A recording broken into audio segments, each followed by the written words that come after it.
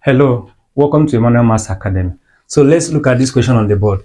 Differentiate 1 over x power 2 using first principle, right? Then by definition, the first principle, f prime of x is equal to delta y over delta x is equal to limit as delta x tends to 0, f of x plus delta x minus f of x all over delta x.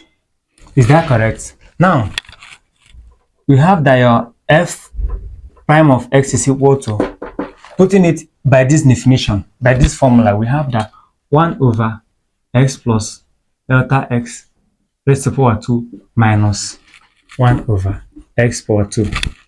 Is that correct? Now, this is equal to f prime of x equal to what? 1 over x squared plus 2x delta x plus delta x raised to power 2 minus 1 over x squared. Right? Now, f prime of x is equal to what? Taking the LCM. If you take the LCM, you have x squared plus 2x delta x plus delta x squared, right, times x squared. If this should divide this, then you multiply it by this, you have x squared minus this whole thing here, minus x squared minus 2x delta x minus delta x power 2. Is that correct? X squared will cancel x squared, right? Then you divide through by what? Divide through by this dx, because there is 1 over x here. You now introduce that 1 over x that you left outside, 1 over dx, right?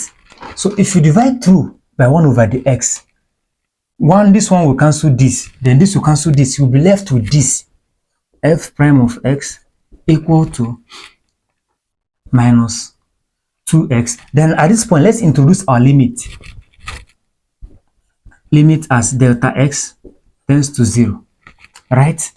You now have minus 2x minus delta x, Abi, all over what?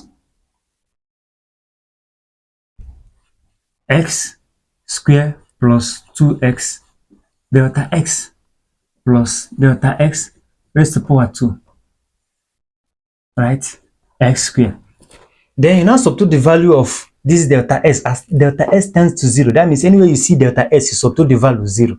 We now have, and this is equal to minus 2x all over what?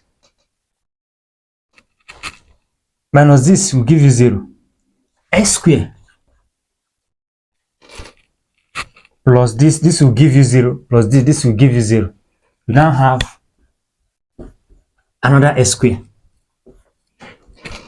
Is that clear? Because this will give you 0, this will give you 0. We'll be left with this, right? Now, this whole thing is equal to f prime of x equal to minus 2x over s raised to power what? 4 equal to minus 2 over x raised to power 3. As simple as that. As simple as that. You can see that even if you use the normal method, maybe this is in a quotient form, right? You can use quotient rule to solve this. If you use quotient rule, where we say that the formula for quotient rule is what?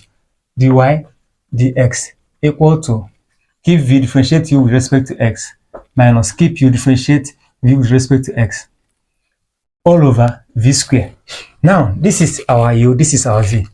Then our dy dx is equal to what? V differentiate this with respect to x plus this differentiate this with respect to x all over x squared power 2. Then our dy dx is equal to minus 2x x raised to power 4, which is equal to minus 2 over x raised to power 3. Consider you got the same thing.